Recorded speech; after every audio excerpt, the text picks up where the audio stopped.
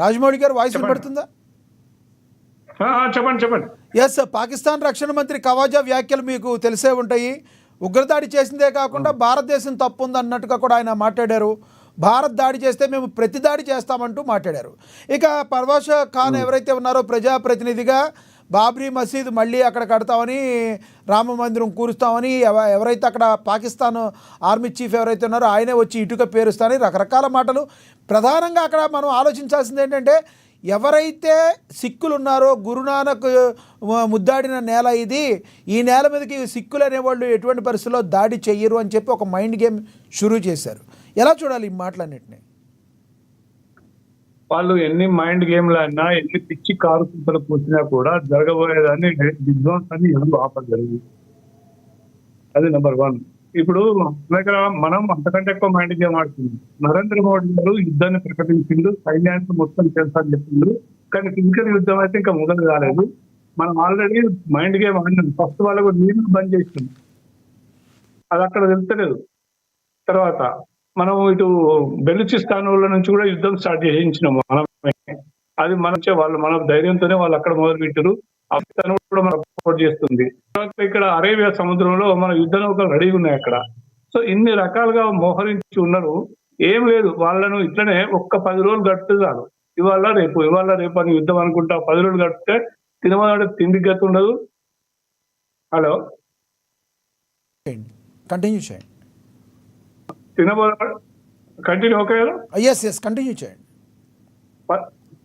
10 రోజులు కనుక మనం ఇట్లనే తాత్సారం చేస్తూ ఉంటే, అంటే అప్రమత్తంగా ఉండి డ్రిల్స్ చేస్తూ విన్యాసాలు చేస్తూ ఉంటే వాడిని కన్ఫ్యూజ్ చేయాలి అంతే. మన సైన్యం ఏం తక్కువ కాదు.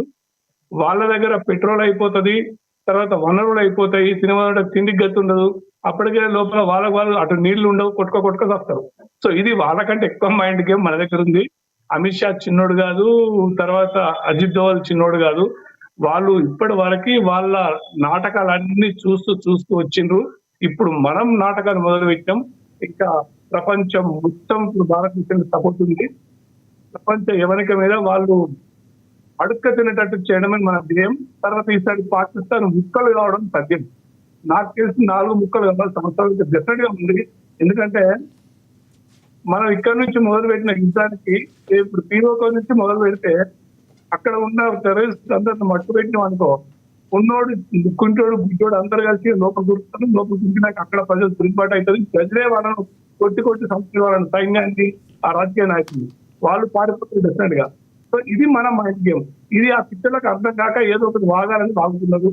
బాగనేయండి, ముక్కలు ఎట్లా మొరుగుతున్నారు, ఎట్లా మొరుగుతుంది. ఎందుకంటే ఒక విచక్షణ లేకుండా, వాటి వరుస లేకుండా, నిన్నటికి మొన్న హైదరాబాద్ లో ఒక్కొక్కరు బాగా పాడాలని చదువుతుంటే ఇట్లా చూస్తుంటే ఇట్లా రోమాలు లిక్కపడుతుంది. బయటకు వచ్చింది రాజమౌళి గారు ఏదైతే జమ్మూ అండ్ కాశ్మీర్లో మొన్న జరిగిన పహల్గామ్ అటాక్లో గతంలో అంతకుముందు 4 రోజుల ముందే రెక్కి జరిగిందని, స్థానికులు ఒక 4 హెల్ప్ చేశారని, వాళ్ళు 4 రోజుల ముందే వచ్చి ఉన్నారని, ఆ 4 స్థానికులు మొత్తంగా కలిపి 185 మందిని ఎన్ఐఏ ద్వారా అదుపులోకి తీసుకున్నారు. 185 మందిని కూడా ఇప్పుడు విచారిస్తున్నారు. అంటే ఇంటి దొంగలు ఎక్కువైపోయారు అనుకోవచ్చా? 100% నేను అదే చెప్పాను. ఇప్పుడు హైదరాబాద్ లోనే ఇంటి దొంగలు కోకొండలు ఉన్నారు. ఇక్కడున్న స్థానిక రాజకీయ నాయకులు, sorry to say this bloody word, ఈ లుచ్చా రాజకీయ నాయకుల ప్రోద్బలంతోనే వాళ్ళు ఇక్కడ వచ్చి ఒక ఆమెను పెళ్లి చేసుకుంటాడు, ఇక్కడనే ఉంచుతాడు.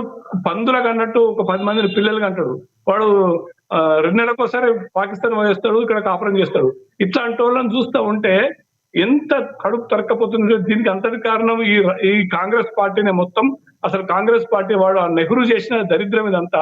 ఆ నీళ్లను అట్లా చేయడం. తర్వాత అన్నింటిని మించి మొన్న కాశ్మీర్ లో జరిగిన దానికి 100% పాకిస్తాన్ లోకల్ కాశ్మీర్ హస్తం ఉన్నది. అది మొత్తం గుంజాలి ఇప్పుడు. ఎందుకంటే వాళ్లకు అంటే అక్కడ ఉన్న ఈవెన్ ఆ గుర్రాలు నడిపించేటోడి దగ్గర నుంచి మొదలుకుంటే షాప్ లో వాళ్ళు కూడా మన మన మన టూరిస్టులని మిస్గైడ్ చేసిండ్రు. తర్వాత ఇంకా భయంకరమైన నిజం ఏంటంటే, ఈవెన్ ప్రభుత్వంలో ఉన్న కొంతమంది, కాశ్మీర్ ప్రభుత్వంలో ఉన్న కొంతమంది కూడా వాళ్ళకి హెల్ప్ చేశారు. ఎందుకంటే అంత హెల్ప్ చేయండి అంత నిర్భయంగా వచ్చి అక్కడికి వచ్చి వాడు ఆ తాడు, అదొక రోప్వే ఉంటది, దాన్ని ఆపరేటర్ కూడా వాడే, తర్వాత ఈ గుర్రాలు ఎక్కించకపోయేటోడు కూడా వాడే. ఎన్ని ఇంటర్వ్యూస్ చూడలేదు మనం. మనం రోజు చూస్తూనే ఉన్నాం కథలు. ఇంకా వీటిని కప్పిపుచ్చుకోవడానికి సోకాల్డ్ సెక్యులరిస్టులు. దరిద్రం ఏంటంటే తెలంగాణలో కూడా తెలంగాణలో కొంతమంది ఆడ మగ అని తేడా లేకుండా ఇక వాళ్ళని మనం ఒక పేరు పెట్టి పిలవాలి. వాళ్ళకు ఇంకా సిగ్గు శరమ కూడా వస్తలేదు.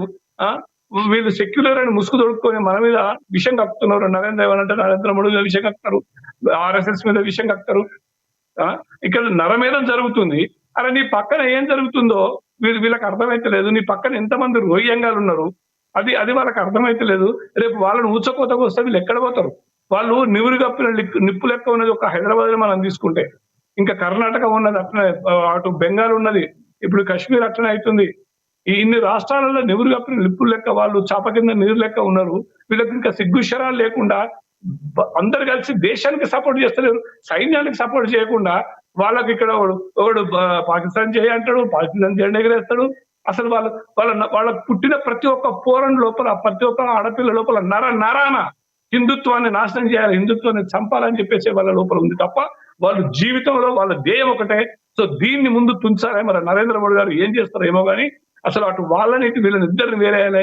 ఇప్పుడు కూడా ఈ లోకల్ ప్రభుత్వం కూడా ఇప్పటివరకు కూడా కాంగ్రెస్ ప్రభుత్వం, రేవంత్ రెడ్డి ప్రభుత్వం కూడా మరి అల్టిమేట్ ఏమిచ్చిందేమో తెలియదు. కానీ నాకైతే హైదరాబాద్ నుంచి బాగా వాడర్లో పోయిన వాళ్ళు ఎంతమందో నాకు అర్థం కావట్లేదు. ఒక 4 అయితే తీవ్రంగా హెచ్చరించారట, ఓ 100 మందికి చెప్పిరట మీరు వెళ్ళిపోవాలి. దాని